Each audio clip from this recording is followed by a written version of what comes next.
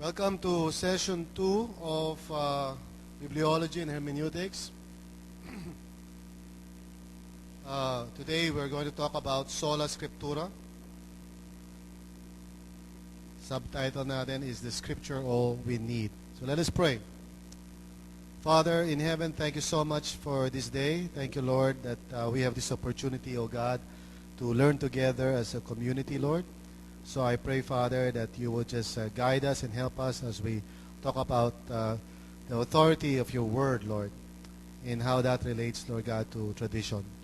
Thank you so much, Lord, in Jesus' name. Amen and amen. So we are continuing our discussion concerning the authority of God's word. And these are some of the questions that we want to answer in this session. First of all, siyempre, we are going to go back to the issue of tradition. As you well know, yan yung mga issue na nagdi-divide between Protestants, and although hindi maganda yung pangalan na Protestants kasi wala naman tayo pinoprotest, but usually yung tawag sa atin ng mga Catholics or Protestants. In reality, actually, for us, you know, mas gusto natin tawagin tayong evangelicals rather than Protestants. Okay? Actually, kung tutusin, Catholic naman talaga tayo. Do you know that? Small letter C. Meaning we are the ones who really believe that the gospel is for all, regardless of culture. Okay? Kaya lang, of course, hindi natin ginagamit yung word na yun kasi may connotation yun. Usually sa isip ng mga tao, especially sa Pilipinas, it means Roman Catholic. Pero the word Catholic means universal. So anyway, we are not really Protestants, but that's what they call us. So what divides the Protestants or the evangelicals from the Catholics has something to do with ano yung pananaw regarding tradition vis-a-vis the scriptures. Okay? Doon nagkakaroon ng pagtatalo, doon nagkakaroon ng differences. So we need to talk about that. So, we also want to focus today on ano ba yung Roman Catholic view, especially as they are rejecting yung view natin, which is Sola Scriptura. Okay? And we need to understand why. We need to understand kung ano ba ang kanilang pananaw tungkol dito.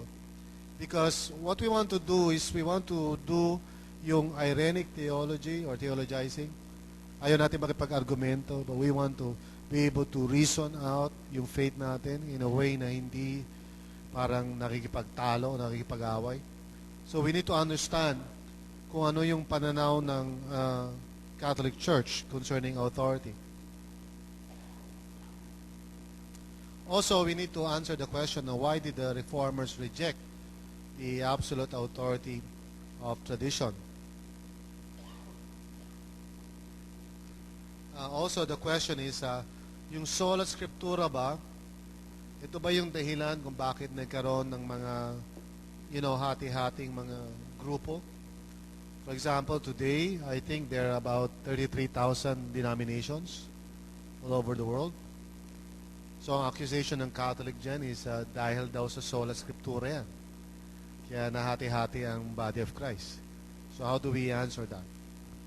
And of course, there's the related question na, can't I just study the Bible on my own and let the Holy Spirit guide me to all truth? Which is basically what Sola Scriptura is all about. Hindi tayo solo, sola. Iba yung view natin, sola, hindi solo. Solo means wala nang iba pang pwedeng pagbasihan.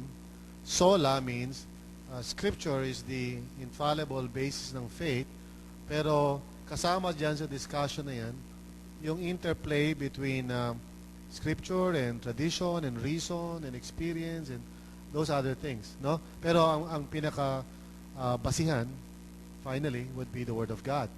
So yun ang sola. Kaiba sa solo. Solo would mean scripture lang, wala na iba pang pinag-uusapan. Okay? And so the question is Sola Scriptura dangerous? In a sense na parang it divides, But as we shall see, it is dangerous in a different way. Okay? So, muli, ito yung 5 primary views. Okay? For those of you who have forgotten siguro. we talked about sola ecclesia, wherein ang basihan is the church. And we are going to look at the arguments, no? And I want us to be ironic as we look into the arguments. Pakita natin, may sense naman. Meron naman pinagagalingan yung reason. So, also of course, nandiyan yung prima scriptura. Basically, ang idea ng prima scriptura is that scripture is primary, prima, pero at the same time, kulang. Kaya ang tawag dyan ay prima scriptura kasi kailangan pa natin iba pang mga bagay o iba pang sources para maunawaan natin ang will of God. Okay? And then there's the regula fidei, o fidei, wherein, yung belief na yung scripture and yung tradition basically is one and the same thing. In other words, yung tradition is what is written down. Yun na mismo yung tradition. It is written down. So, kung ang tanong ano ba yung tradition that was passed on? Yung scripture. Okay, yun yung regula fidei. And then, of course, sola scriptura, as we shall see, yung view ng evangelicals. And then finally, solo scriptura, which of course we don't adhere to kasi yun madalas sa pinanggagalingan ng mga cultic groups. Kung saan they don't want to consider ano ang role ng tradition or whatever, no? Parang sarili lang nilang interpretation. So let's go into this idea of sola ecclesia, which is the main view of the Roman Catholics. Ang tawag nila dyan is dual source theory, meaning dalawa yung pinanggagalingan of equal status. No? So, can you read that? Somebody read that. Okay, let's begin. Justine? Believe that tradition represented by the magisterial authority of the Roman Catholic Church is infallible and equal to Scripture as a basis for doctrine. It is the final authority in all matters of faith and practice, since it must define and interpret Scripture. Okay, please understand what this view is saying, Basically, okay, yung keyword dito would be yung infallible and equal to Scripture. Meaning to say na yung group ng mga bishops, okay, the magisterial authority that represents the leadership of the Roman Catholic Church, sila yung merong kapasidad to make decisions about kung ano yung dapat paniwalaan ng mga Kristiyano. Infallible means hindi sila nagkakamali. Ang basihan nito is a certain, as we shall see, may certain reasons behind this. Pero basically sinasabi nila na hindi lang yung scripture, kundi equal. And in practice, hindi nga equal eh. It's actually more yung magisterial authority ang may authority dyan. As we shall see, kasi sila talaga yung, ang argument nila dyan is sila naman talaga yung, o ang church naman talaga nag-decide kung ano ang scripture. Kung ano ituturing na scripture. So parang mas nauuna pa sila kaysa sa scripture in terms of authority. So this is a major contention or division between Protestants and also Catholics. So let's look at the arguments here, no? Okay? Kasi kailangan maintindihan natin where they are coming from and why they are saying this. Okay, first of all, okay, here's how they argue this. Sabi nila na the scriptures clearly say that there were many other things that Christ did that were not written down. Okay? And that is true. In fact, nakalagay yan sa John 21. Okay? Let's read that. Can somebody read that? Paul? And there are also many other things which Jesus did, which is they were written in detail. I suppose that even though the world itself would not contain the books that would be written. So here's the argument. Sinasabi nila, of course, before I continue, kaya lang nila ginagamit ito mga verses na to actually for argument purposes lang yun. They don't even really care about these verses. Kasi kahit na anong sabihin mo noon, sasabihin nila, well, kahit na wala yung verse na yan, mas stronger pa rin yung argument nila dun sa tradition. Meaning to say, ang point nila ganito na there were certain truths that were being passed on simula nung time ni Christ, ng mga apostles, at yung mga naging followers ng mga apostles. Sunod-sunod yun. Okay? Side by side with the scriptures. Actually, scriptures later lang naman talaga na collate yun, na buo para sabihing canon. So, ang point nila, meron ng teaching na pinapass on that is not written down. At ang ebidensya niya, sabi nila, just this one verse is already proof to tell us na merong ganun. Okay, gets mo ba yung idea na yun? It's like parang ganito eh. Historically, okay, Christ would have his disciples, siyempre. Isa doon si John. So, let's think about that. Si John ba, mas meron siyang alam about Christ than us? You think so? Okay, siyempre. Kasama niyo si Christ eh, di ba? Di ba? Now, ang disciple ni Christ, ni John, isa sa mga disciple niya anyway, si Polycarp. Si Polycarp lived in the 2nd century. So, siya yung minentor ni John. Si John, minentor ni Christ. Minentor ni John, si Polycarp. So, si Polycarp nakakaintindi ng Koine Greek, of which yung scriptures natin sinulat, Koine Greek. Tapos pati sa kultura, malapit na malapit siya doon. One generation away lang siya. Si John, namatay old age, munod siya. So do you think mas nakakaalam si John, si Polycarp, kaysa sa'yo? Of course. Di ba? Mas meron siya nalalaman, di ba? Ganun ang argument nila, di ba? And then yung disciple ni Polycarp, si Irenaeus, 3rd century. So si Irenaeus is only about 2 generations away. So Irenaeus, Polycarp, John. John, Christ.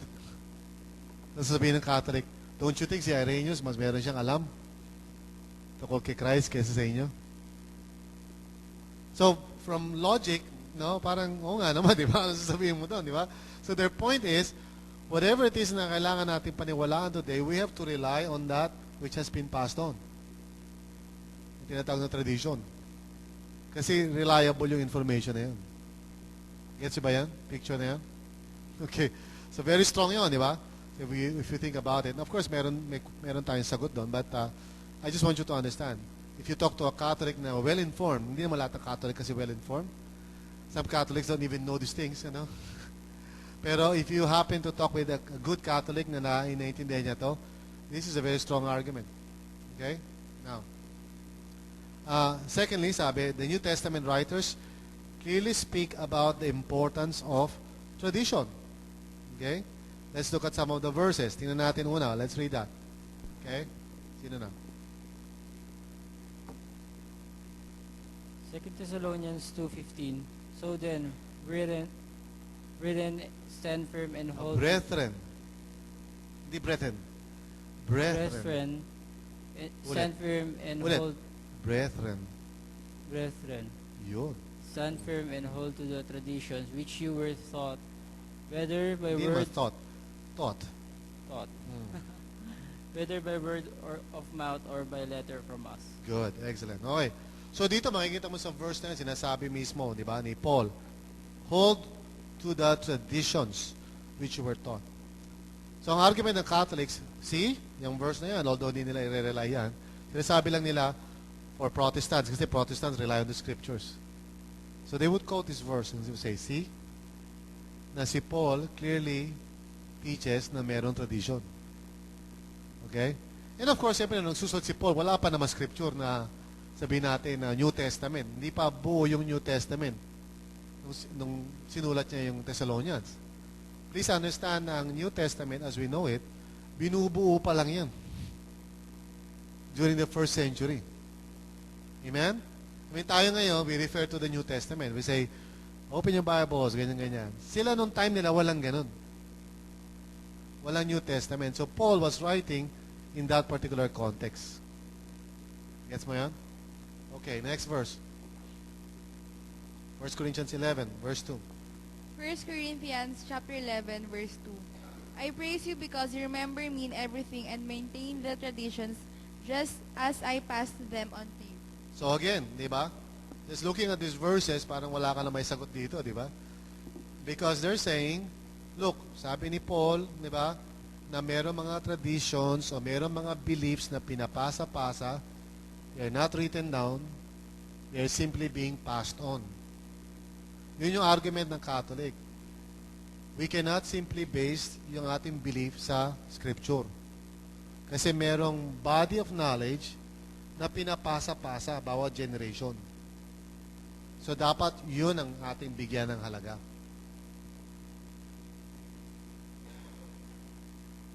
Next verse. Jude chapter 1 verse 3. Dear friends, although I have been eager to write to you about our common salvation, I now feel compelled instead to write to encourage you to contend earnestly for the faith that was once for all entrusted to the saints. Alright, so the idea here is yung word na the faith tapos entrusted. So in other words, yun na naman yun, tradition na naman. The faith entrusted. Okay? So ang argument ng Catholics is that the New Testament clearly teaches na merong body of knowledge, tradition, na pinapasa-pasa bawat generation. At nagkataon lang, because sinabi rin ni Lord ito, na yung natapos na yung huling apostle, okay, si Peter, nung namatay siya, pinasa rin niya yun. Yung susunod sa kanya, susunod sa kanya, susunod sa kanya. Okay? So what we have right now would be yung tinatawag na hindi nakasulat na information, called tradition, na ang nakakaalam lang at may hawak lamang ay yung pinagpasahan. Which is of course the magisterial authority called the church. Very strong arguments. Okay? Now, thirdly, okay, let's read number 3. Christ gave infallible authority over the church to the apostles and their successors, the apostolic succession, with Peter and his successors being given the ultimate authority in the church, which is the papacy, tama ba? Or the seat of Rome. Okay. So, ayon sa kanilang pananaw, binigyan mismo ni Christ ng infallible authority. Again, ano ibig sabihin ng infallible? Ha? What is the meaning of infallible? Hindi nagkakamali. Ano ibig sabihin ng inerrant? Walang pagkakamali. Magkaiba yun. Past yun eh. Inerrant, walang mali. Infallible, hindi magkakamali. Okay? So those are two different terms na kailangan nyo maintindihan. So pag sinabi natin infallible, ibig sabihin, hindi sila pwede magkamali in the future. Huh? Okay. So ano mga scriptures na makikita natin dyan? Well, John 20 verse 23 says, makibasa? Christ speaking to the apostles, if you forgive anyone's sins, they are forgiven. If you retain anyone's sins, they are retained. Alright.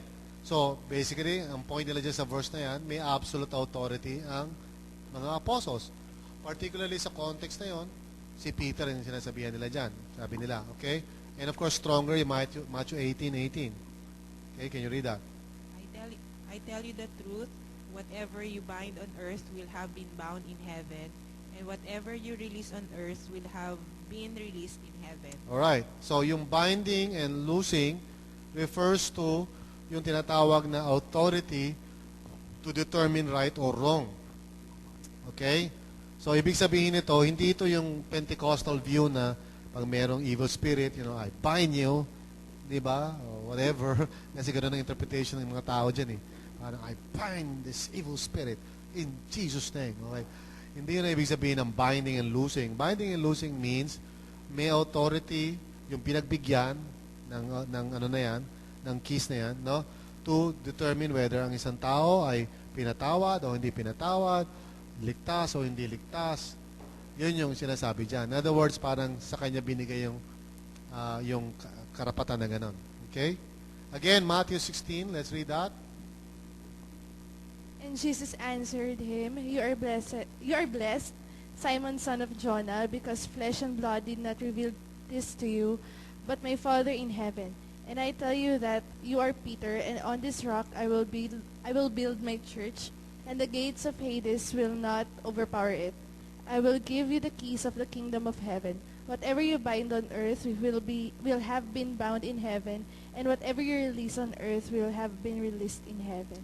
So basically, yan yung thread ng argument. No, basically, just sa verse na yan, si Peter yung tinutukoy. So therefore, all other statements na may kinalaman sa binding, loosing, keys, si Peter ang tinutukoy.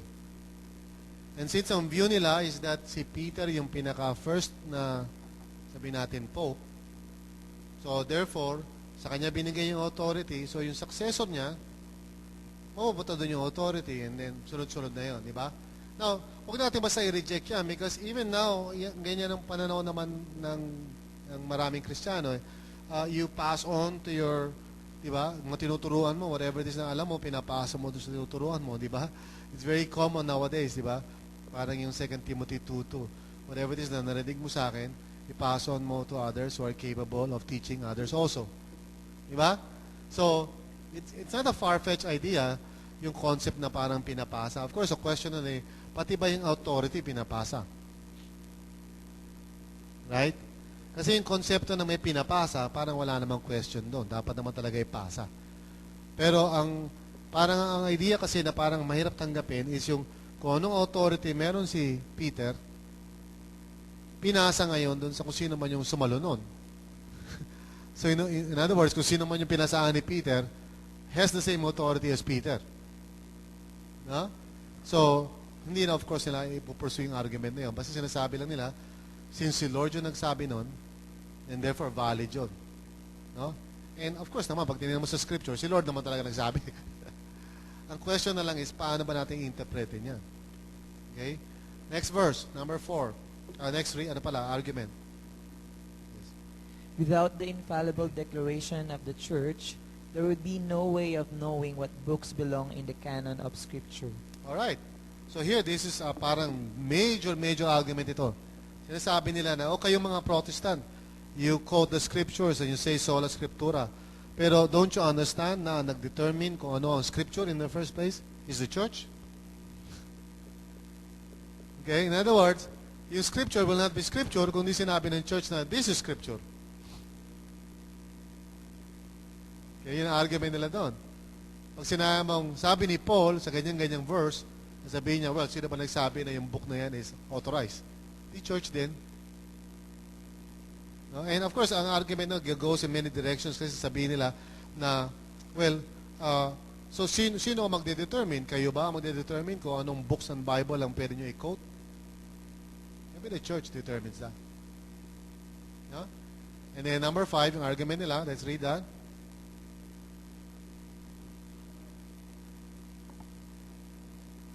Without the infallible authority of the Church would be hopelessly divided on matters of doctrine and morals. This would not be the Church that Christ started. Ito yung pinakamalupit na argument and medyo parang pag inintindi natin to parang oo nga, no, di ba? Tingnan natin sinasabi sa John 17. Let's read that. John chapter 17 verse 12 to 23. The glory 22 yan. Huh? Verse 22 yan. 17 verse 22. The glory you gave to me I have given to them, that they may be one just as we are one. I in them and you in me, that they may be completely one, so that the world will know that you sent me, and you have loved them as you have loved me. Okay, so ito yung isa sa pinakamatinding argument ng Catholics, no? Kasi sabi nila, because you have believed in sola scriptura, look at what happened. Nahati ang church, which is not what Christ prayed for. Sabi ni Christ that they may be one. Pero dahil ngayon, kanya-kanya ng paniniwala sa scripture, hindi na one. So sabihin nila, ang Roman Catholic, one. Kayong Protestant, many. Which is true, kung isipin mo, kasi right now, sabi ko nga sa inyo, there are about 33,000 denominations. Protestant denominations. Hindi naman dami nun. 33,000. So, hindi lang kasimple na parang Baptist lang yan. Ang daming klaseng Baptist. Conservative Baptist, Southern Baptist, Northern Baptist, lahat ng klase ng Baptist yan. Okay? So, pag inargue nila yan, tapos hindi mo alam nga yan, paano unawain niya, parang, baka maging Catholic ka na rin niya, pagkatapos yan. But, I just want you to see na meron silang sound arguments concerning sola ecclesia. And don't just say na parang, wow, napaka-ignorante naman itong mga taong ito. Hindi. The reasons make a lot of sense pag inisip mo. But then again, you have to understand each of these reasons, you know? And so, let's move on to that. Let's try to understand this. Okay? Okay, number one, right? Medyo mahaba, but let's read that. Okay, somebody? Sino namang gabasa? Yes. It is self-evident that the Bible did not record everything that Jesus said and did. John's purpose in telling his readers this is not because he wants them to seek out unwritten tradition to learn of these other things, but because he wants them to know that what he has recorded contains sufficient information to bring one to salvation. There is no reason to think that people need exhaustive knowledge of all that Christ said or did. The Bible is not exhaustive history, it is theological history. So the way we answer this, you know, yung sinasabi nila na ganito, is like for example, yung John, referring to John 20, di ba? As you can see, yung naka-italics dyan, di ba? But these are recorded so that you may believe that Jesus is the Christ, the Son of God, and that by believing you may have life in His name. Now, kanina nag-aaral kami sa Living by the Book, no? Yeah? So, if you notice the detail na nakalagay but, it means it's a contrast to the first. Okay? And so, the question now is, ano yung ini-emphasize ng author? The first or the second? Ang ini-emphasize niya yung second. Kaya pag may but kasi, yung second ang ini-emphasize. Diba? Parang sinabi mo, I love you, but, so alam mo yung second yung ini-emphasize, eh, diba? But I love somebody else. So, hindi yung first, yung second. So, in the same way, dito sa talatang ito, what John is trying to say is not that parang meron pang iba pang mga bagay na ginawa si Jesus and therefore saliksikin natin yun. That's not the point. The point of the verse is that whatever it is na sinulat is enough and sufficient. Yan ang keyword done, sufficient. Okay? For us to know the truth and for us to be saved. Ang point niya hindi yung parang hanapin mo o i-research mo pa kung meron pa bang Gospel of Judas o meron pa bang Gospel of ganito. Okay? Ang point ni John is whatever that has been written down is sufficient for you to come to faith. Okay? Enough na yon for your information. Kasi nga, ang history sa Bible ay hindi yung history na alam natin. Hindi siya exhaustive history. Theological history. Meaning, history not as an end in itself, but for the purpose of soliciting or eliciting faith. Yan ang purpose ng history. Okay? Now, si John MacArthur, sabi niya ganito. Can you read that? Sola Scriptura does not claim that everything Jesus or the apostles ever taught is preserved in the Scripture. It only means that everything necessary, everything binding in our conscience, and everything God requires of us is given to us in Scripture. So notice nyo yung clear clarification. We are not saying, pag tayo ay naniniwala sa sola scriptura, we're not saying na wala nang ginawa si Jesus, na kumbaga nakalagay lang sa scripture kung ano yung ginawa ni Jesus. We're not saying that. We know that there may be other things na ginawa si Jesus. There may be other things na sinabi si Paul. But that's not the point. The point is that reliable ba yung nakasulat as sufficient in itself to guide us into all truth and to help us to believe. Yun ang point natin. Because endless speculation yun. Ano ba sinabi ni Paul pa? Maliban doon sa sinulat niya. Who knows? Di ba? So it becomes a subjective discussion. Di ba? Kaya sinasabi natin na we do not say yung ganong bagay. Now, number 2. Let's read that. The New Testament does not speak of the importance. Does speak. Ay, mali. does speak of the importance of tradition. But the tradition that is referred to in these passages is the gospel message that was eventually recorded in the New Testament, regula fidei. Now, i-underline nyo yung eventually recorded. Very important yan. Go ahead. There is no reason to believe that the New Testament writers were speaking of some infallible, unwritten tradition that was separate from this message of the New Testament, and what was to be passed on through an unbroken succession of bishops throughout the ages. So, again, underline mo, infallible, unwritten tradition. Infallible, unwritten tradition. So, the question is, pag binabanggit sa Scripture yung word na tradition, does it refer dun sa understanding ng Catholic about tradition? Because yung word na tradition in the New Testament refers to the gospel. Okay? And in the implications that were eventually written down. Yan ang importante doon. They were eventually written down so that it would become an objective basis. Kaya siya sinulat so that there will be no more misunderstanding. Diba? So the question is, what does tradition mean? Every time nababanggitin ni Paul yan sa mga letters niya, ang ibig niya ba sabihin, yung tinutukoy ng Catholic, yung word na tradition? Or is Paul referring to the gospel that needs to be maintained in its integrity? Di ba? So we argue as evangelical that it is referring to the regula fidei. Okay? It is referring instead to the faith, which is of course the gospel, no? Na pinapasa from one church to another church, from one group to another group, okay? And kapag merong misunderstanding, eventually, nakalagay na rin sa Scripture yun. For example, Paul, writing to the Galatians, he would say, ganito yun. Ito yung, this is the gospel that I preached. Okay? Or any of the writers, for example, writing about Hebrews, writing to the Jews who were backsliding, the writer would say, well, ito yung gospel na pinreach, which I want you to believe in. Amen? Okay?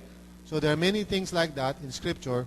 Kaya nga, ibig sabihin talaga ng regula fidei, or fidei, is that kung ano yung nakalagay sa Scripture, is in effect, the tradition that was being passed on. They're one and the same. In other words, regula fidei means walang separate na parang tumatakbong information na kakaiba doon sa Scriptures. Kung naman yung nagpapass on, kumakalat sa mga churches during that time na hindi pa nakokolekta ang New Testament, eventually found itself in the New Testament. Gets you ba yan? Ha? Halimbawa, wala pa tayong New Testament. O, early church tayo. So, si Paul, mga iba-ibang apostles, ikot-ikot siya, nagtuturo. Okay? So, yun yung tradition. We're going around teaching. Okay? Now, eventually, yung mga sinasabi nila were written down. So that by the time na makompile lahat yun, kung ano man yung sinabi nila, which is tradition, eventually gets written down in Scripture. Okay? So pag sinasabi nilang tradition, they are referring to that idea. Now, please understand yung timeline natin dito, no? So, from AD 33 hanggang AD 100, as you can see, there was the, what you call yung sa ibabaw, black line, straight, solid line, the unwritten tradition or the apostles' teaching. Okay? That was slowly being written down. Kaya makikita mo sa baba, medyo dot, tapos /// kasi the New Testament was in the process of being collected. So by the time na nasa gitna ng 100 AD hanggang 200 AD, which is the Apostolic Fathers, okay, yun yung mga time na by that time, yung scripture na ngayon was slowly becoming solid line. No? So yung orthodoxy or the regula fidei, no, was being established na by this time because of the two things. Ano una, yung Gnostic controversies. Does anybody know kung ano yung Gnostic? Sakit ba yan o what? What is Gnostic? Okay, it comes from, may whiteboard ako, wala naman akong pen. Okay, so anyway, no, never mind. So, yung Gnostic comes from the Greek word gnosis, Gnosis. At about this time kasi, mga around 100 AD, thereabouts, merong isang tao na hindi ko alam kung kailan siya pinanganak. Pangalan niya is Plato. Di ba, pag kumakain tayo, nilalagay natin yan dun sa Plato, di ba? Yung mas maliit na Plato ay? Platito. Okay, Platito. Alright. Yan. So, si Plato started teaching the idea na lahat ng mga nakikita nating physical at material is in fact pala, hindi talaga reality yan. Kasi yung reality niya yung spiritual. So, yung material na nakikita natin, kumbaga parang yung manifestation lang yan ng spiritual. In fact, yung material, sagabal lang yan sa spiritual. Ang talagang mas mahalaga would be yung spiritual. In other words, the non-material world. Yun ang turo ni Plato. So, anything na material, in effect, storbo lang sa spiritual, o kaya parang walang katuturan, walang halaga, or even to the point na parang masama. Kaya yung mga Gnostic, sila yung parang unang-unang nag-raise up ng issue na si Christ ba naging tao ba talaga o hindi? Kasi para sa kanila, pag naging tao si Christ, it's tantamount na masama yun. So, that's why during the period ng 100 to 200 AD, okay, nagkaroon na marami mga debates tungkol sa person ni Christ. No? It's either siya talaga ay tunay na Diyos na hindi siya nagkatawang tao kasi imposible yun. And then yung other extreme naman, yung mga tao nagsasabi na si Kristo tao lang talaga. Kasi iba yung Christ. Iba yung Christ, yun yung spiritual. Si Jesus, yun yung physical. So during this time, maraming ganun mga teachings na parang nagkaroon ng mga kaguluhan sa isipan ng mga churches.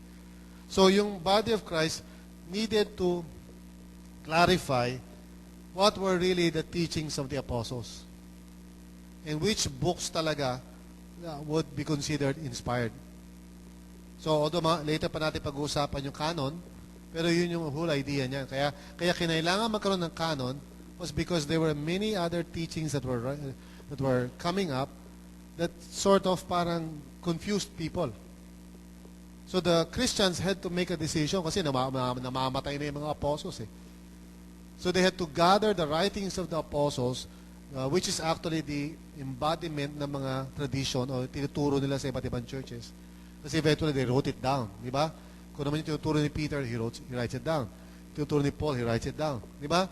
So they had to collect this and they had to decide alin ba rito yung books na talagang authoritative, galing sa mga apostles, at ano yung mga spurious books, mga Gospel of Judas, mga gano'n-gano'n na kailangan nila i-reject because hindi ito authentic na galing sa mga apostles. It was during this time. Okay? So therefore, ang nangyari ngayon, by the time na ma-establish na yung Scripture, makikita nyo na sa ibabaw, yung unwritten traditions become unreliable, more and more unreliable. Kasi they are basically parang ang dami ng mga teachings going on. And this is not a far-fetched thing.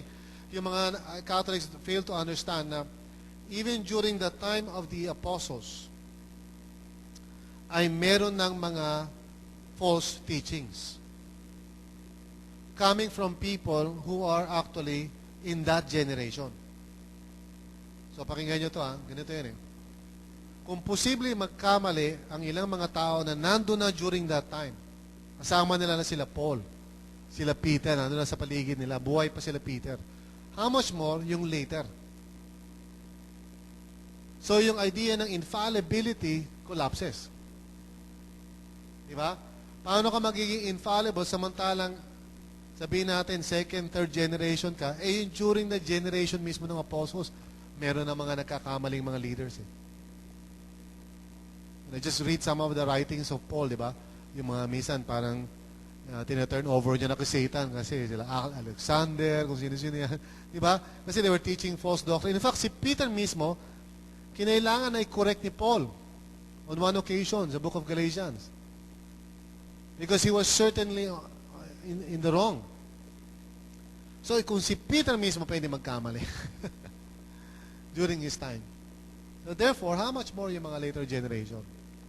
So, eventually, pagdating ng 200 AD, papunta sa 400 AD, kinailangan magkaroon ng mga councils o mga meetings, special meetings ng mga bishops and Christians to clarify ano ba ang tinatawag ng orthodox doctrine. Okay, based on the writings of the apostles.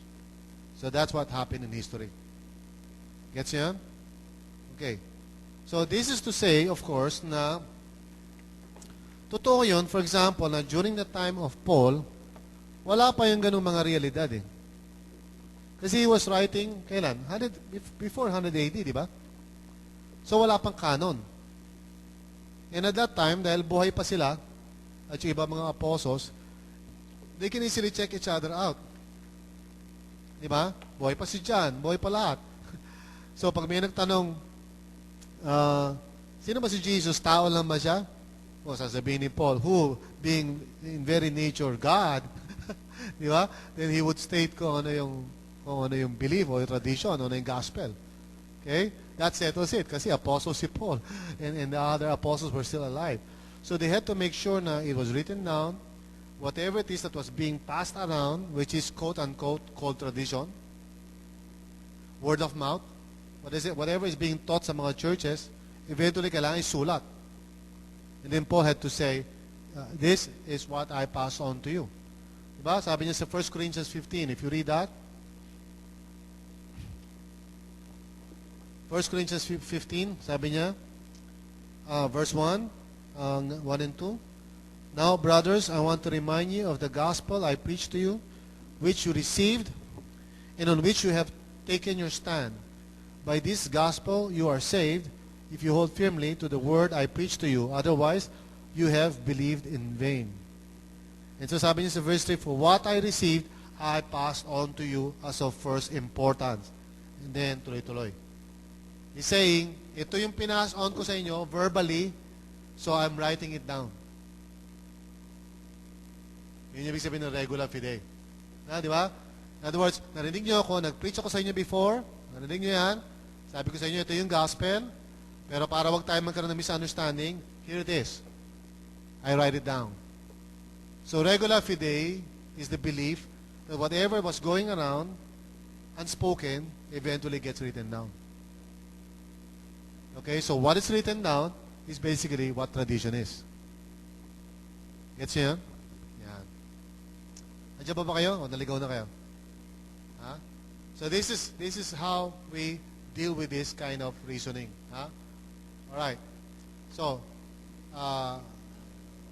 that chart is already explained already to you. Okay? Yan. There you go. Okay, so let's move on to number 3. Somebody read that?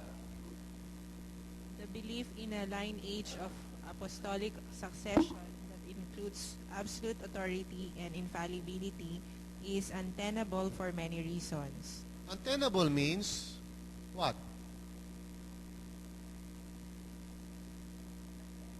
Alam mo sabihin ng untenable? Hindi pwedeng bilangin ng ganten. Untenable. Ha? Pag sinabi mong unnineable, hanggang 9 lang. Okay? Joke lang yan. Okay. What is the meaning of untenable? You must understand that's a philosophy word. Ha? Untenable means hindi mag-stand. Yung argument. Hindi mo siya pwedeng i-prove. In other words, yung argument mo falls into pieces. Untenable. So, what is untenable? Yung idea na merong absolute authority na hindi nagkakamali tapos ipinapasa-pasa. That's a very important doctrine if it is true. Now, the question is it true? Diba? Okay. So, ano yung mga, ano yan? Let's read that.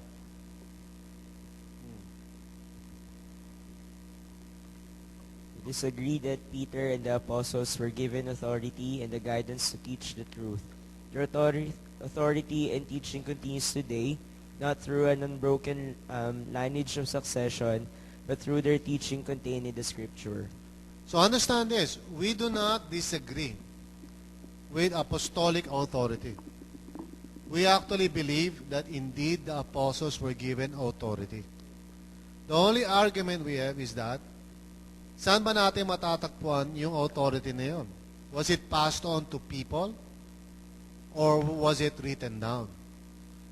What we're saying is that yung kanilang authority continues hanggang ngayon in the form of the Scriptures. Okay? Not in the form of parang unwritten group of people doon sa Rome. Kasi if you think about it, di ba? Kung ganun ka-importante yung issue na yun, dapat may sinabi si Christ tungkol doon. Or even the apostles themselves, dapat sinabi nila, o nga pala, pag wala na kami, ganito mangyayari. There will be a group of people who will represent us. Walang ganun eh. Di ba? It's simply an argument that begs the question. Okay? And by the way, that's called tautology, no? Parang katulad na halimbawa ng, ba't ka naniniwala na ang Scripture is Word of God? Kasi sabi sa Scripture, Word of God eh. Ang tawag dyan, tautology. Paikot. Ha? Tautology, T-A-U-T-O-L-O-G-Y. Tautology. It's a philosophical fallacy, no? Parang sinabi mo, ba't kayo naniniwala na ang tradition ang dapat basihan ng katotohanan? Eh, sabi sa tradition namin eh. Tautology. Paikot yun eh. Hindi ka lalabas doon eh, paikot. Ba't mo sinabing ang Word of God inspired? Eh, sabi sa 2 Timothy, eh, di paikot ka no? Sino sabi siya totoo yung 2 Timothy? Eh, kasi inspired eh. Sino sabi siya inspired? Eh, sabi sa 2 Timothy, sa circular reasoning. It's begging the question. Kaya dapat, pag nag-argue ka ng isang bagay, you have to go to an external kind of proof. No? Hindi yung within its system. Kaya pag sinabi mo, naniniwala ako sa Scripture, hindi pwedeng kasi sabi ng Scripture. Naniniwala ako ng Scripture is Word of God kasi there has to be some other external reasons. And so we'll talk more about that later. Pero naintindihan niyo ba yung sinasabi ko? Ha? Okay.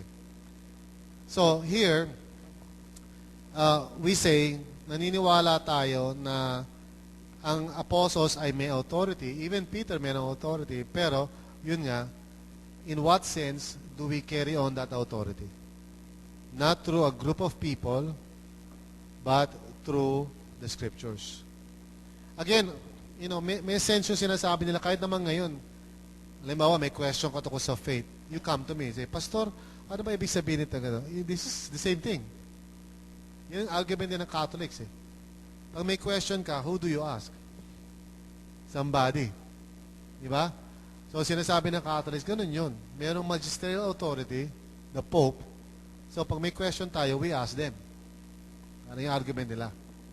What we're saying, we also want to ask, not them, but the apostles.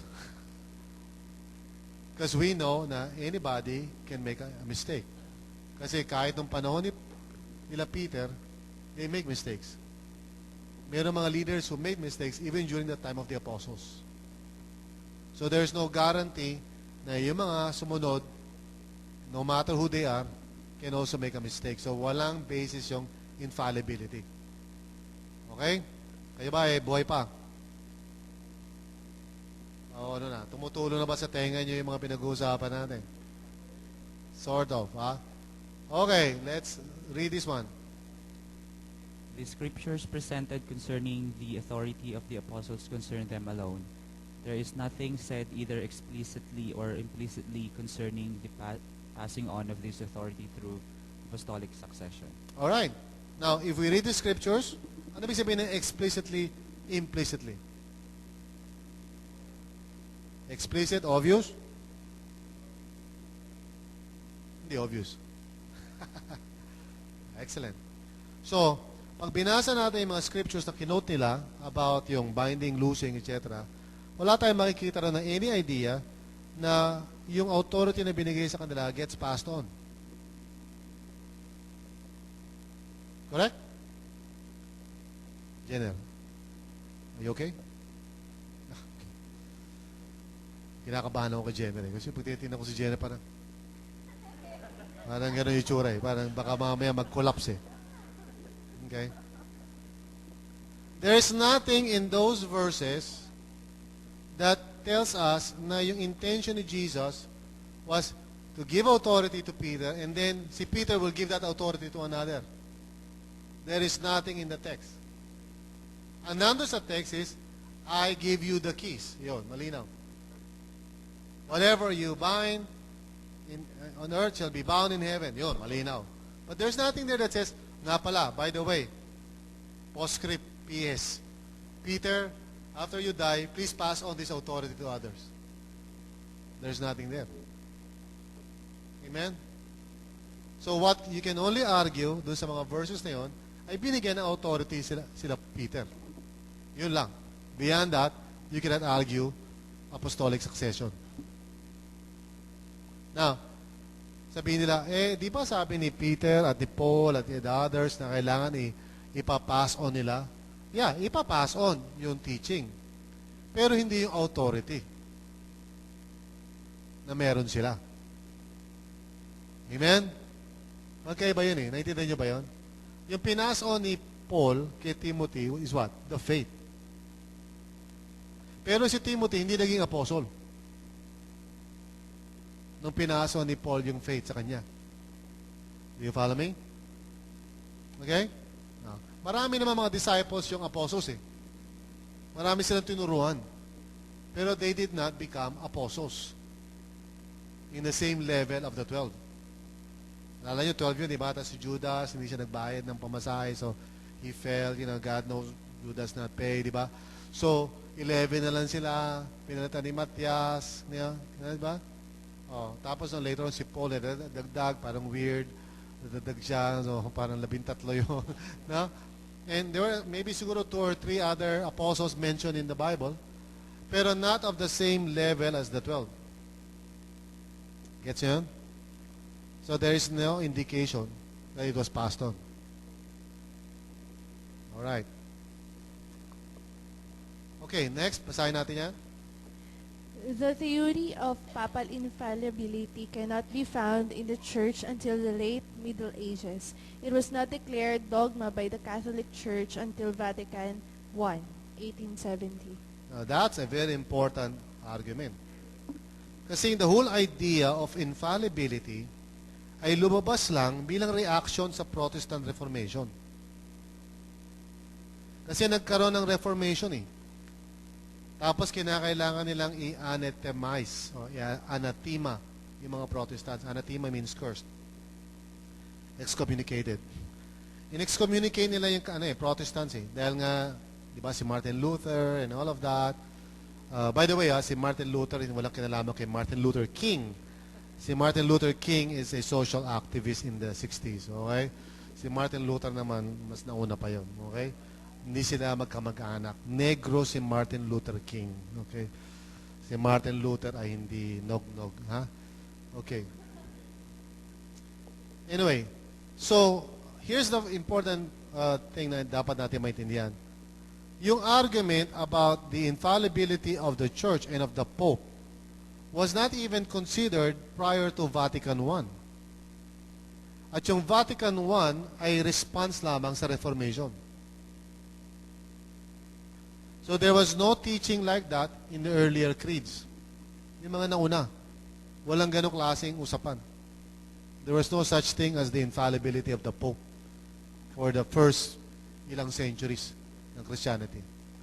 Okay, let's look at some of the writings there. Pakibasa natin yan. Vatican I, 1870.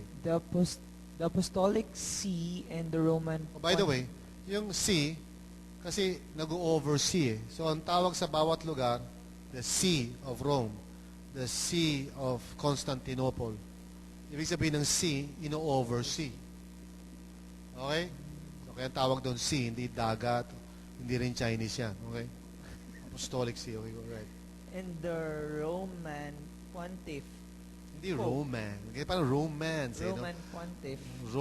Roman hold pontiff. primacy over the whole world, and that the pontiff of Rome himself is the successor of the blessed Peter, the chief of the apostles, and is the true vicar of Christ and head of the whole church and faith and teacher of all Christians.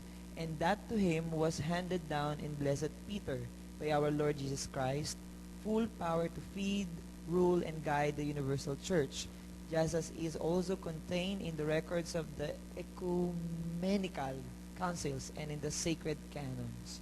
Okay. Oh. Ecumenical councils, sacred canons, of course, tradition yun, di ba? So they're saying, basically, si Peter daw ang pinaka-head. Now, even historically, that cannot be held, ano? In the book of Acts, we see, hindi si Peter yung nangunguna, but rather James, the Lord's brother. Okay? And in fact, si Peter could be rebuked. Ni-rebuke si Peter. And also, historically, Peter was not in Rome. He was only in Rome during the time ng kanyang crucifixion. Namatay na siya. But he was not there before. The reason is very clear sa Book of Romans nung sumulat si Paul sa Rome, which is early book, no? Wala siya binabanggit about Peter being there. Tapos may mga Christians na. Which means Peter hindi siya nagplant ng church sa Rome. There were already Christians in Rome. Even before Paul went there, may Christians na sa Rome. In fact, matatagpuan yung mga Christians na yan sa Acts 2.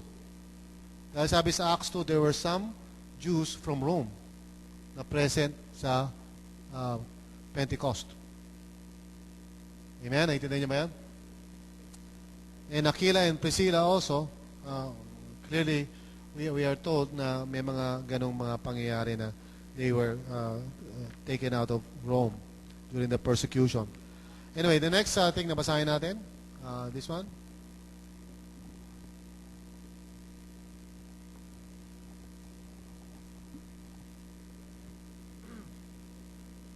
When he speaks ex cathedra, that is, when carrying out the duty of the pastor and teacher of all Christians in accord with his supreme apostolic authority, he explains a doctrine of faith or morals to be held by the universal church through the divine assistance promised him in blessed Peter, operates with what infallibility with which the divine Redeemer wished that his church be instructed in defining doctrine on faith and morals.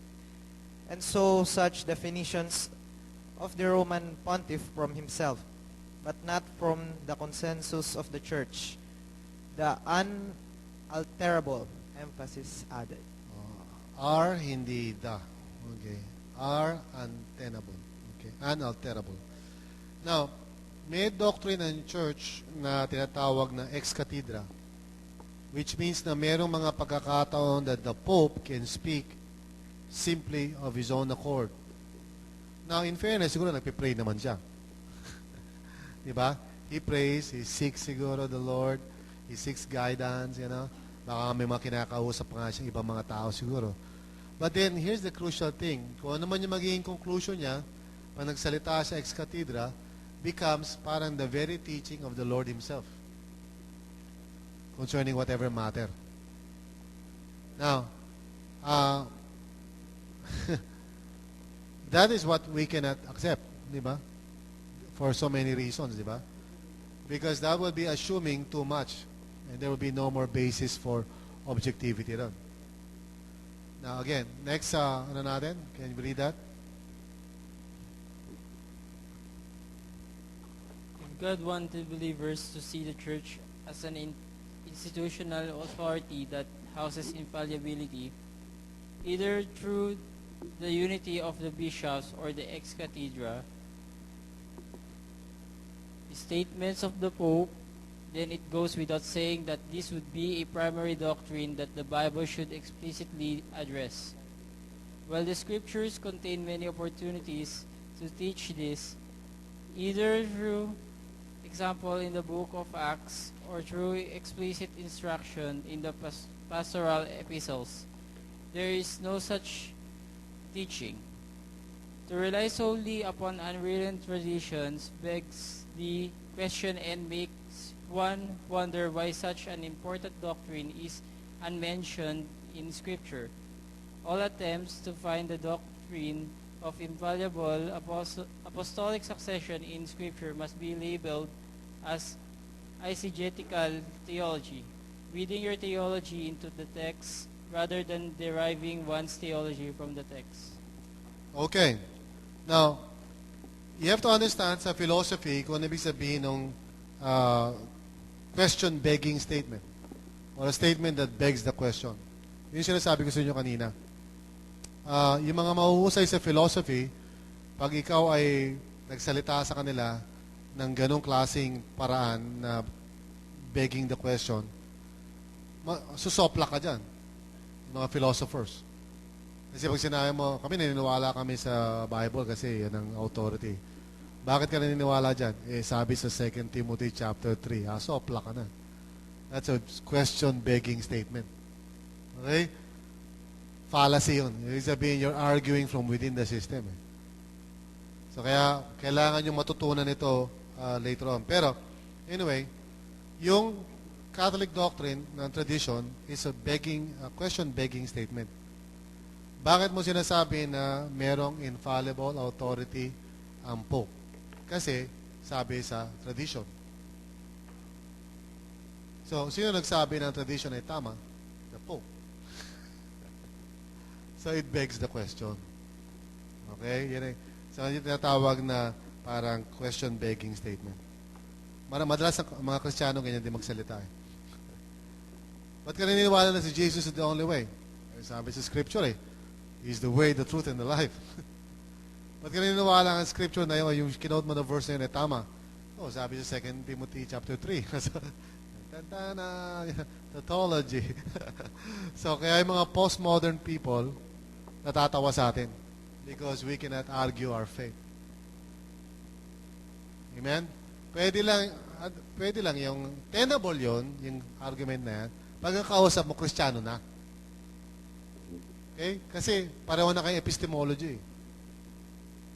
Pag sinabi mo sa kanya, di ba nakalagay sa verse na ganyan? Okay lang yan, kasi pareho na kayong agree dun eh. Pero pag kausap mo, postmodern, hindi yung mag-workout. Hindi mo pwede sabihin sa isang postmodern na tao, alam mo kasi, sabi sa chapter 5, wala na. That will not hold water. Di ba? Kasi ang argument niya sa mind niya, ano pa kailan ko sa chapter 5?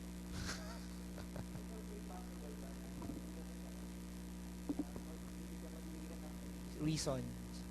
Tapos, after nun, ipoprove mo Umilagay siya. sa baba. Ipoprove mo siya Lagay mo sa harapan. through the Word of God. Pwede ba yung ganong klaseng argument? For Ulit? example, nagbibigay ka naman ng reason. Reasoning kasi, di ba, Pastor, pag medyo skeptic yung mo, yung okay, postmodern. Tenable lang yung scripture kung accepted niya yung scripture. Okay, sir. Kung di niya ina-accept yun, why do you argue from that?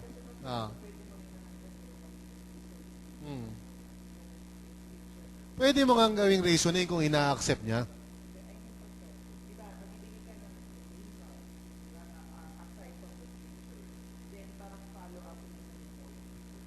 Kung ina-accept nga niya yung scripture as a basis of truth.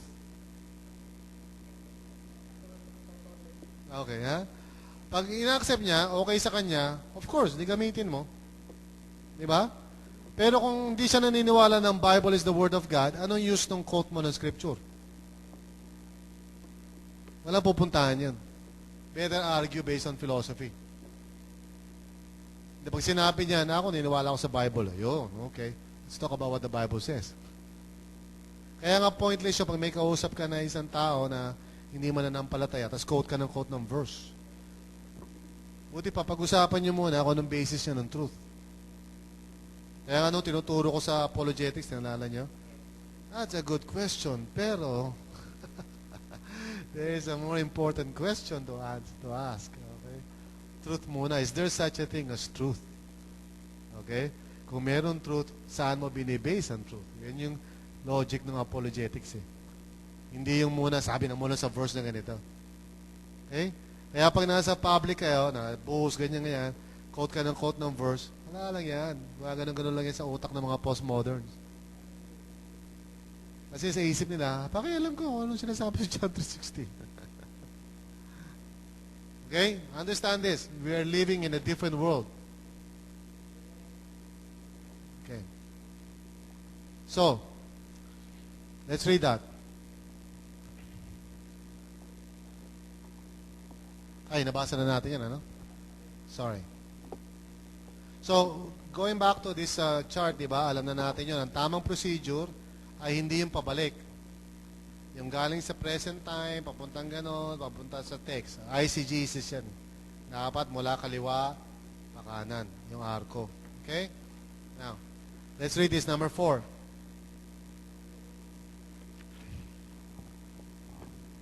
It is true that there is no inspired table of contents in the scripture. But it is equally true that the scriptures do not teach papal infallibility or the infallibility of tradition. When it comes to the issue When it comes yan. When it comes to the issue of the canon, we must not look for a declaration producing absolute certainty or infallible certainty, but a recognition producing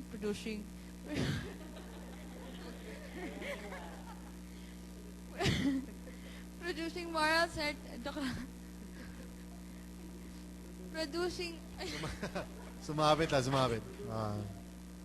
producing moral certainty or obligation imposed by the weight of the evidence. This evidence is substantial and morally binds the informed responsible thinker to submit to the evidence. The Roman Catholic solution of infallible tradition does not resolve anything, since according to Roman Catholic scripture was not infallibly declared until the Council of Trent. Okay. Ano ba yung mahabang statement na yan? Basically, what we're saying is that, okay, there's a difference between absolute certainty and moral certainty. Now, yung absolute certainty means, kumbaga, talagang, ano na yun, kumbaga, sigurado ka na doon. Okay? But moral certainty is more like, looking at all the evidence available, we conclude that this is the more acceptable option. Yan yung tinatawag ng moral certainty. In other words, ano na lang ako kumbaga parang I may be just simply arrogant or rejecting the truth kung sobrang dami ng ebidensya and I still say no to it. So in other words, ang moral certainty means meron akong integrity na pag tinignan ko lahat ng ebidensya, I choose this option to be a better option than this other option. Yun yung moral certainty. And that's what we as evangelicals believe is a better choice. Yung tinatawag na moral certainty. No? Because we believe na no one can make an absolute claim of infallibility. And even in the case of the Roman Catholics, hindi nila masasabi yan until the Council of Trent. No? Okay. Number 5. Let's read this. The issue of unity needs to be answered in many different ways. Now, this is important kasi unity yung argument dito. Okay? So let's look at the first one. The unity that Christ prayed for was not absolute creedal unity, but functional ontological unity. This was fulfilled at Pentecost when the Holy Spirit baptized all believers into one body. Okay. Let's talk about that in a way na maintindihan ninyo. Okay. Pag sinabi nating absolute creedal unity, we're talking about organizational unity. So it's a matter of control. Agree dapat lahat. Okay? Organizationally. Now, pag sinabi nating functional ontological unity, ito ay may kinalaman more sa relationships. Organic. So, ibig sabihin ito ganito. The husband and the wife ay merong ontological unity. Meron silang organic unity, husband and wife. Pero yung husband and wife are two different individuals. Meron silang differences. Okay? Hindi pwedeng ipwersa ng asawang lalaki doon sa asawa niyang babae kung anong dapat niyang paniwalaan. They have to respect each other. Okay? With organizational unity, hindi ka pwede mag-disagree. Kailangan everybody must be the same. Gets yan? So, in other words, kung if you belong to an organization or a company, at kapag sinabi ng kumpanya na kailangan ang pasok po ninyo ay 8 o'clock ng umaga, okay? Hindi ka pwede magsabi na, well, kanya-kanya tayo ng pananaw. Gusto kong pumasok ng alas 10. Well, pwede mo sabihin yun, pero hindi ka natatagal sa kumpanya na yun. Kasi the company can only exist based on organizational unity. O tinatawag natin creedal unity. Gets yan? For the simple reason na hindi na matatakbo kasing organization kung hindi kayo magkakasangayunan. Di ba? Halimbawa, ang presidente doon sa kumpanya ay si Francis. Sasabihin ni Franco, well, ayoko si Francis ang presidente, gusto ko si Jenner. Hindi pwede yun. Ano na yun? Magkakaroon na ng kaguluhan. So, kailangan ng tinatawag na control. You must agree. So, ang point nitong sinasabi natin, yung unity na ina-aspire ni Jesus is not a organizational kind of unity. Gaya na sinasabi ng Roman Catholics.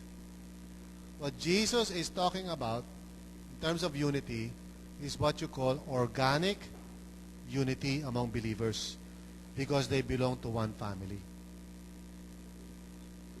Okay? No? Because we have one Father, one Savior, one Lord, one baptism. Yun yung unity natin. It's relational.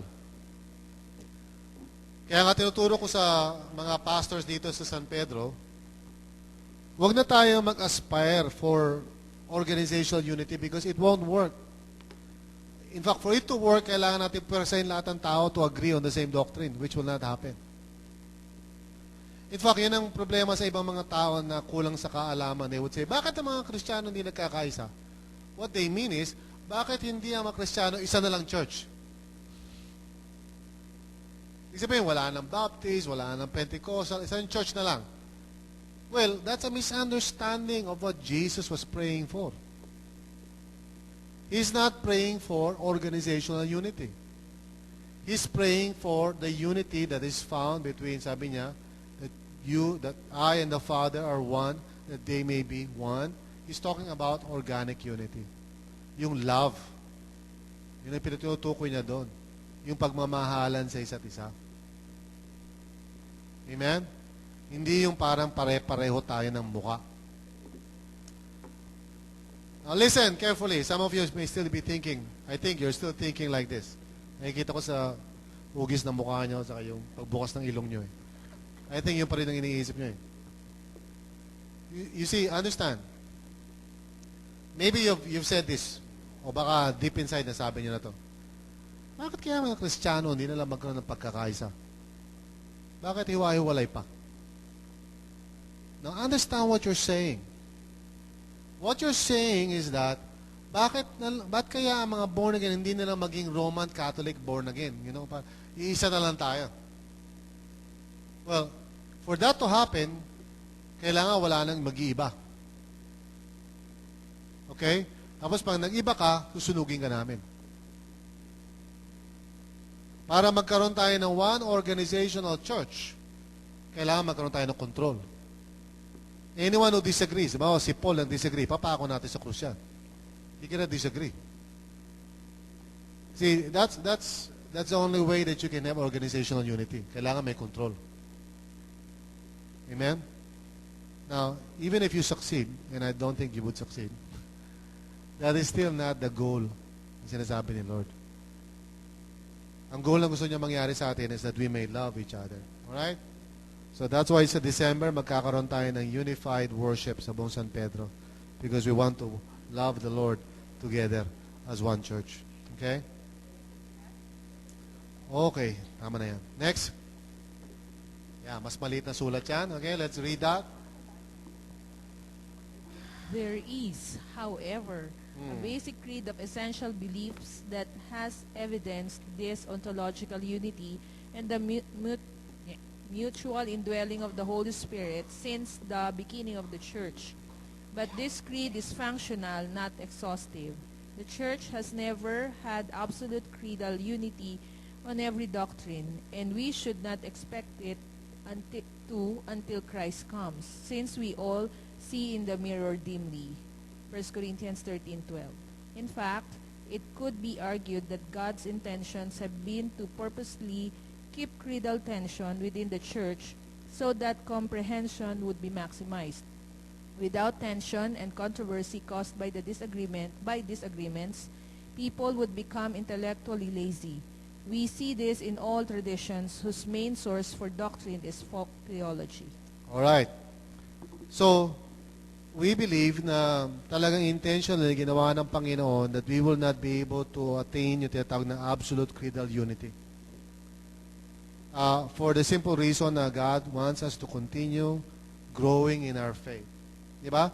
Sa bagay, parang mas madali na yun. Let's say, for example, Pastor Bong, anong dapat paniwalaan ko tungkol sa Holy Spirit? O, ganito. Salamat po. So you don't think anymore. Diba? Pakinggan mo na lang kung ano yung sasabihin ko. Now, that's why in the church, dito sa RCC, we don't want to do that. We want everybody to go into the Word like the Bereans, to test everything, to see whether it is true. So that whether ako or anyone who stands in the pulpit, when we say something like, the Bible says, blah, blah, blah, you don't just say, Amen, Amen. Hindi. You look into the scriptures and say, wala naman yun doon. That's not true. That's the kind of thinking na gusto natin mangyari sa ROCC. Amen? Hindi yung parang mga parots lang. We just follow. Okay? Next.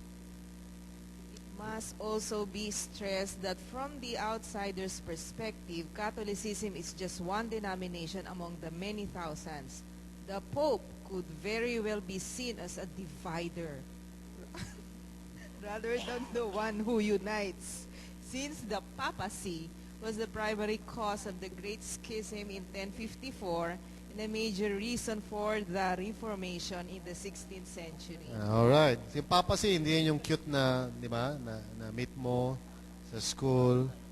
Okay. Si Papa Sai, di ba?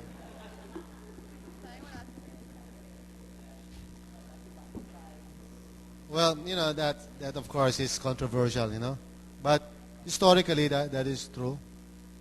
Because of the insistence of the Pope na siya yung tama, that caused division rather than continuing discussion and dialogue. Okay, next. Okay, basa?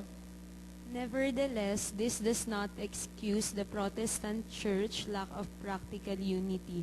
We should all strive to exemplify what we truly are, the unified body of Christ. Yeah, practically, we can do that. I see two ways that we can actually do that, or three ways rather. One is, let's celebrate that. In other words, let's do things na para pakita that we are one through celebration, no? Kasi it's already been given, sabi niya, we are already one. Ang role na lang natin is to keep the unity of the Spirit. We cannot create it anymore. God has created that already in Christ. So all we need to do is celebrate it. Pangalawa, we need to protect it. In other words, pag medyo may agawan ng sheep, let's stop that. Pag may competition between churches, kung sino mas magaling, let's stop that. That's not from the Lord. Pag may mga church splits, let's stop that. Let's stand against that. Mali yan. Pag mayroong mga tao na dinidivide nila yung church, we can stop that. Diyan natin pwede makita yung unity natin. And also, we need to love one another. So, sabi namin sa class, for example, pag may nagpunta rito na taga-ibang church, tatanungin natin siya, sa kagaling. Sabi niya, galing ako sa church ni Tingkwakwa or whatever. And I would say, well, nagpaalam ka na ba doon? Hindi pa po, pastor, pero mas gusto ko yung worship nyo rito. Well, I'm very sorry. I'm glad na nagustuhan mo rito, pero we're very sorry. You have to go back to that church and ask permission. That's loving one another in Christ. Diba? Amen? We don't have to have one church, but we can love one another as one church. So, some of the things na we are all in agreement with, mga creedal things na more or less unites us. Madami yan. It's all in your notes. We cannot go into much detail for each of these areas. It's suffice to say na there are many things naman that unites us. Okay? Amen? So, in fact, mas dapat natin i-emphasize yung unity natin. There are things that maybe divides us. For example, like some churches naniniwala sa gifts of the Holy Spirit. Other churches naniniwala wala na yun. I mean, let's not focus on that. Iba naniniwala sa wisik-wisik ng baptism. Iba lubog-lubog, you know. I don't care. Lubog ka, wisikan ka, you know, paliguan ka. It doesn't really matter, okay? And there are many other arguments na wala naman saysay. Like, worship ba, dapat magtalunan o dapat lumuhod lang, tahimik lang? Okay? Gusto mo tumalon ka. Gusto mo lumuhod ka, okay? Why are we focusing on our differences? Let's focus instead on our essential unity. Now, so let's go now to the arguments for the sola scriptura theory. This is a difficult session. Daming issues dito, but let's move on. Okay. First of all, the scripture implicitly and explicitly speaks of its sufficiency. Now again, sinasabi ko medyo tautology yan, but since we're talking within the church, we can use scripture. Okay? So, basahin natin yan. Okay, read that. 2 Timothy 3, verse 14 to 17.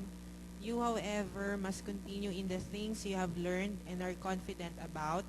You know who taught you and how from infancy you have known the holy writings, which are able to give you wisdom for salvation through faith in Christ Jesus.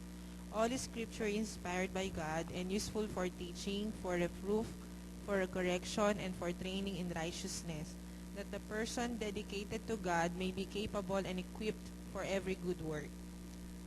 Amen. So, three things this passage teaches us or teach us. One is, Scriptures are sufficient for salvation. Pangalawa, Scriptures are sufficient for sanctification. Ibig sabihin yung may kinalaman sa Christian life. And then, Scriptures are uniquely God-breathed or theopneustos. No? Tradition is never given this designation or any similar designation. Now, let's look at this quotation here. Psalm 119. Or, yeah. Can we read that? Psalm 119. The psalm is an acclamation of the scriptures, made up of 176 verses, longest chapter in the Bible, mentioning the Word of God 178 times, using 10 different synonyms. The scriptures are presented as being totally sufficient for the follower of God in all matters pertaining to instruction, training, and correction. It is significant that though Scripture is mentioned 178 times, the concept of unwritten tradition is never mentioned once. In fact, there is no acclamation of or meditation on unwritten tradition in such a way anywhere in Scripture. This would be problematic if one were to believe that the concept of unwritten tradition is on equal footing as Scripture. Yet, the Bible never mentioned it. It would be the greatest case of neglect that one could find. All right. Okay. That's a good argument there. And let's look at this. Basahin natin, Acts 17, 10 to 11. The brothers sent Paul and Silas off to Berea at once. During the night, when they arrived, they went to the Jewish synagogue. These Jews were more open-minded than those in Thessalonica, for they eagerly received the message, examining the scriptures carefully every day to see if these things were so. Ayan. So, yun yung sinasabi ko kanina, di ba? The Bereans. Okay, dapat ganun tayo. So, number 2, let's read that. Scripture explicitly states that no one is to add to or take away from the Word of God. These warnings would be meaningless if there was not some objective way for one to judge if he or she was adding to God's Word. Since unwritten tradition is by nature beyond this type of examination, these commands are warnings against traditions that add to the complete and sufficient Word of God They would only make sense if the scriptures were sufficient and complete. Alright. Now, yung ganong klaseng ano na yon, argumentation na yon is called logic, di ba? Okay, you're supposed to think about it na may logic nun, no? So, ang tradition, ang problema sa tradition is that it is so subjective na we don't know which tradition should we rely upon. Kasi they are not in complete agreement, di ba? For example, historically, merong isang pope na nagsabi ng ganito, which corrects nung sinabi ng isang pope na nauna. So, how do we know na yung nauna, tama, o nauna yung mali, tama yung sumunod? And then yung susunod na pope would say something naman para i-contradict naman yung sinabi ng pope na ito.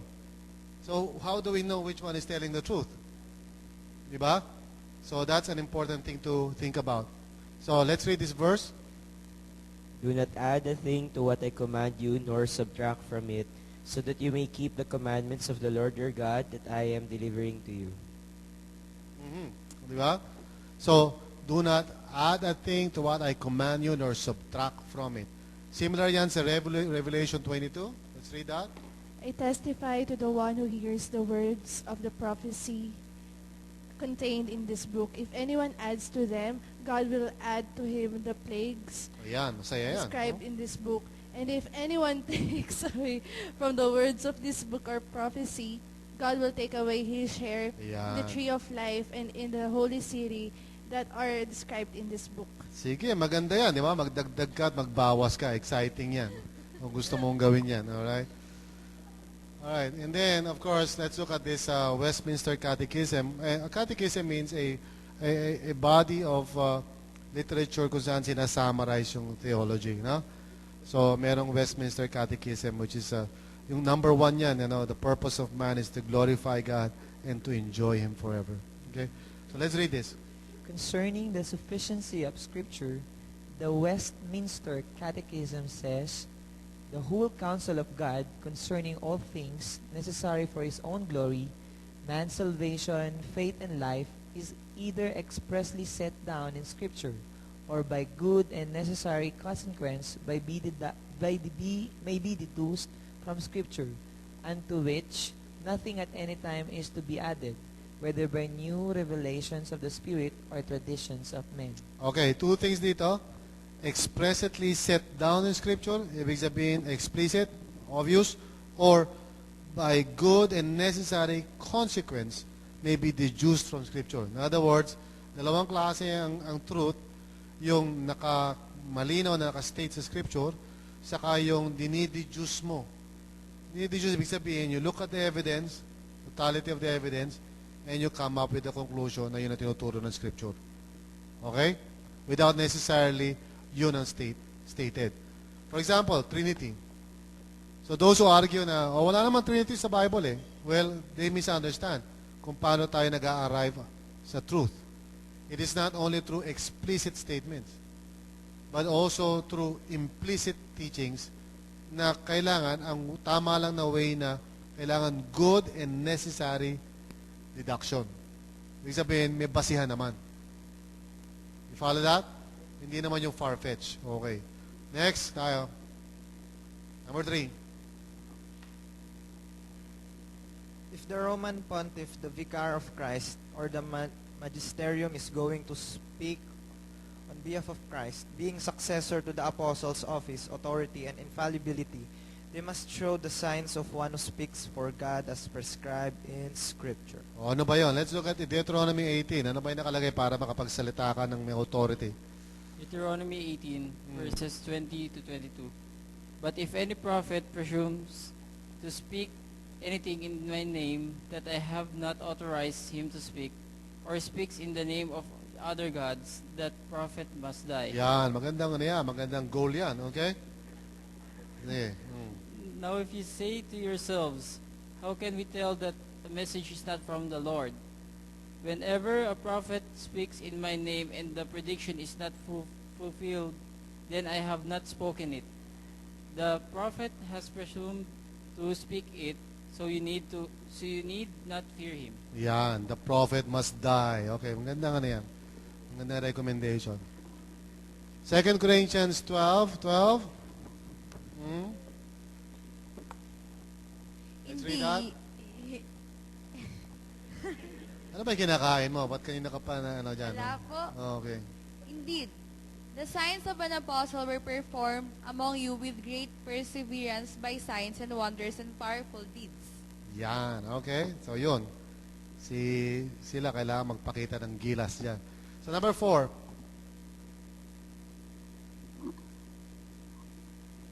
The scriptures speak explicitly against the traditions of men as misleading and often in opposition to God's written word. Therefore, all traditions must submit to scripture. Yan. And we have a verse for that. Matthew 15. Matthew 15 verse 2 to 6. Why do your disciples disobey the tradition of the elders? For they don't wash their hands when they eat. He answered them, and why do you disobey the commandment of God because of your tradition? For God said, honor your father and mother, and whoever insults his father or mother must be put to death. Yan. Gusto ko yan. But you say, if someone tells his father or mother, whatever help you would have received from me is given to God, he does not need to honor his father. You have nullified the word of God on account of your tradition. Kailangan memorizing ko to para sa mga anak ko. Okay? Kailangan record pala to, ha? So, anyway. So, makikita natin na the scriptures clearly teach na hindi nakakaangat ang tradition sa Word of God. Okay, number 5. Okay. The early medieval church supported an unarticulated and undeveloped doctrine of sola scriptura. Okay, let's read one by one ito mga ano na to, di ba? Mga statements na to na si Irenaeus, okay? Si Irenaeus would be disciple ni Polycarp. Okay? Irenaeus against heresies 3.1.1. We have learned from none others the plan of our salvation than from those through whom the gospel has come down to us, which they did at one time proclaim in public, and at a latter period by the will of God, handed down to us in the scriptures to be the ground and pillar of our faith. Okay. So this is what I mean kanina by arguing your case beyond the scriptures. History na to. Diba? Kasi kung puro scripture lang kinuquote mo, tautology yan eh. So you go beyond, outside of that, to an external source of evidence. Yeah? Okay. Si Clement naman, let's look at it. Clement of Alexandria, the stromata. But, Yan yung parang mata part na ng merong leaf. straw. Na? Yeah, part of a leaf. Straw mata. Naka-record nga pala to, no? Okay.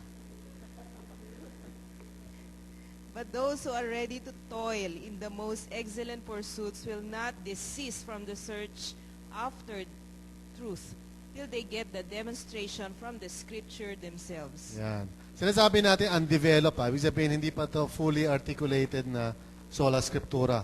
Pero as early as ito mga periods na to, 2nd century, 3rd centuries, ikita natin na meron ng ganong klaseng conviction ang early church. Okay? Next one is Gregory of Nyssa.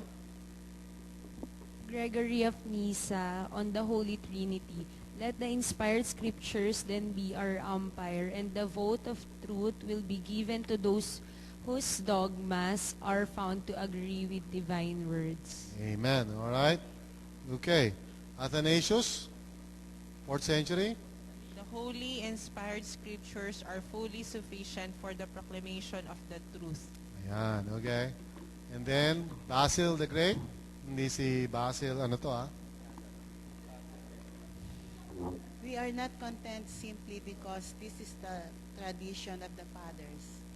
What is important is that the fathers follow the meaning of the scripture. Yan, amen. Okay. Si Ambrose naman. For how can we adopt those things which do not find in the Holy Scriptures? Yan, amen.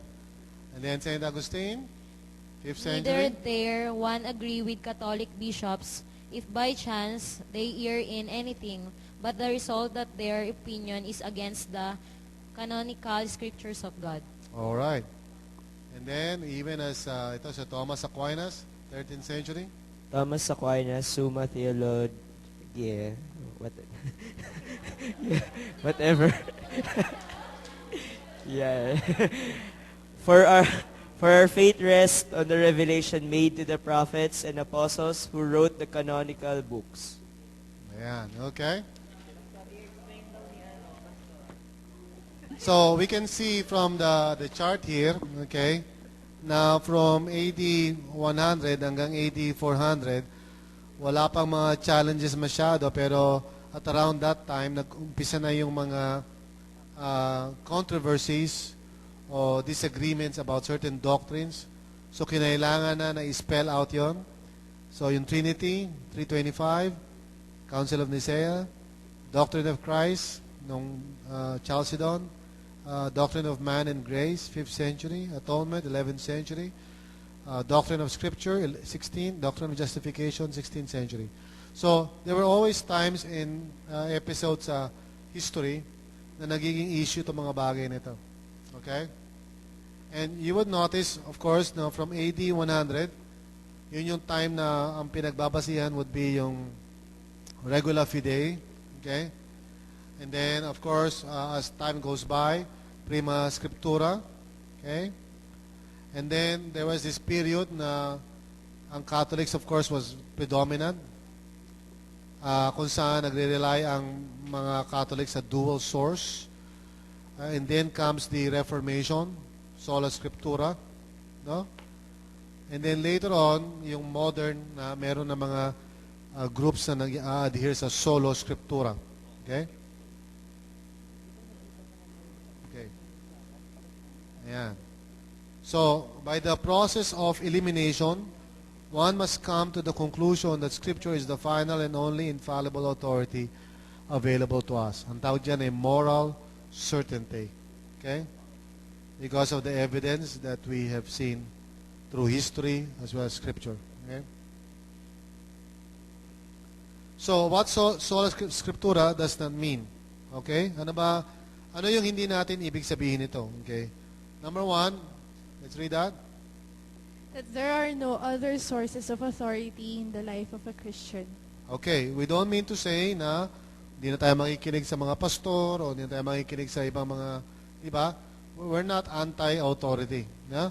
We're just simply saying na kung may sinabi man yung pastor, titingnan ko sa Word of God. Okay? Hindi yung, basta ganitong paniniwala ko. Itong basa ko sa Word of God, wala akong pakialam sa iba. Solo scriptura na yan. Okay?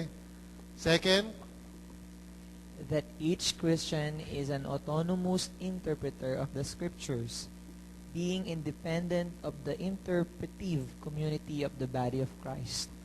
We don't mean to say na ang bawat Kristiyano ay may sariling karapatan na on his own na i-interpret yung Scripture niya na parang wala siyang pakialam sa ibang mga tao in the body of Christ. We don't mean that. Okay? Okay, number 3. That tradition is not valuable for understanding matters of faith Okay ka lang? and practice. Basahin mo ulit ng tama. That tradition is not valuable for understanding matters of faith and practice. Okay. That tradition is not valuable for understanding matters of faith and practice. Okay. So, hindi natin sinasabi na baliwala ang tradition. We're not saying na hindi natin dapat aralin kung ano sinabi ni Irenaeus, Augustine, whatever. These are valuable things to consider. Pero hindi sila ang final authority. Okay? And then, last one, number 4. Oh, sorry, not last one. I think. Yeah. 4. That there is no institutional authority at all to which believers must submit. Again, I already said, hindi tayo anti-authority dyan. Huwag tayo maging ganon. Solo scriptura yan eh. Ha? There are some groups na sinasabi, well, ito ang paniniwala namin sa Bible, wala kami pakialam sa iba. Solo scriptura yan. Okay? So, Keith Mattison, ano sinabi niya? We may say that our final authority is Scripture alone, but not Scripture that is alone. Yan. Very important differentiation yan. Okay? Ano sabi sa Hebrews 13?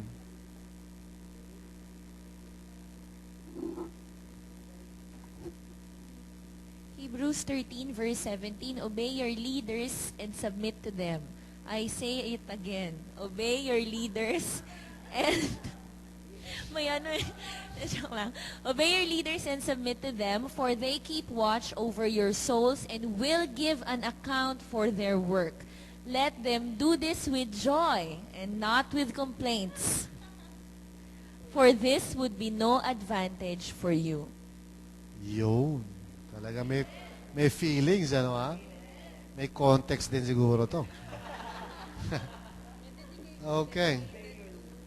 So, yes, pag sinabi nating sola scriptura, we are not promoting the idea na parang kanya-kanya tayo, parang, sige, ano gusto mong paniwalaan mo. We belong to a community, a body of Christ, and we need to be listening to one another and learning from each other. We should be studying, okay, testing everything based on the Word of God. Okay?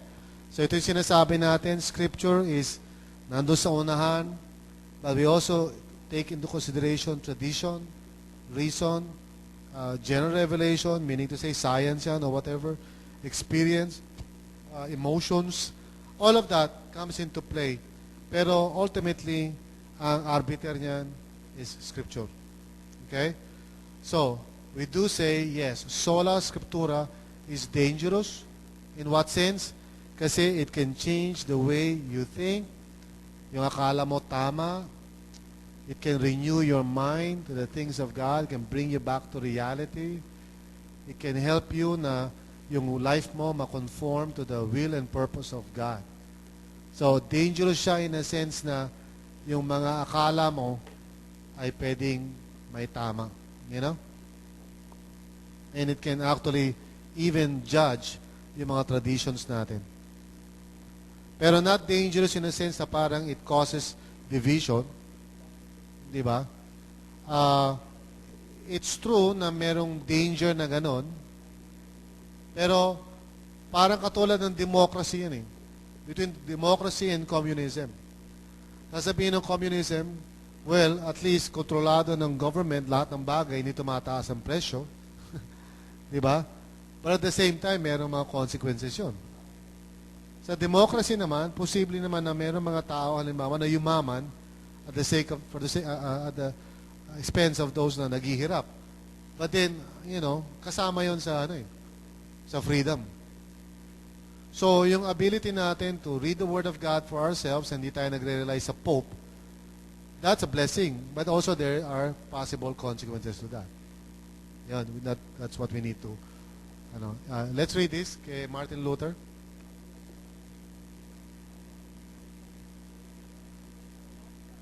Unless I am convinced by the testimony from Scripture or by evident reason, for I confide neither in the Pope nor in the Council alone, since it is certain that they have often erred and contradicted themselves. I am held fast by the Scriptures adduced by me, and my conscience is held captive by God's word, and I neither can nor will revoke anything, seeing it is not safe or right to act against conscience. God help me. Amen. Martin Luther. Yeah, kasi sobrang kain niya ng worms, no? Diet of worms. Kaya kung magsalita siya, mahirap intindihin. That's a joke. Okay. Anyway. Ang point niya doon is, of course, the Word of God should be ultimately the basis. Okay? Here's a Greek phrase, Norman said non normata. A norm of norms which is not normed. Okay, let's read that. Last phrase. This is a Latin phrase of the Protestant Reformation that stresses the importance of Scripture above all other sources of theology.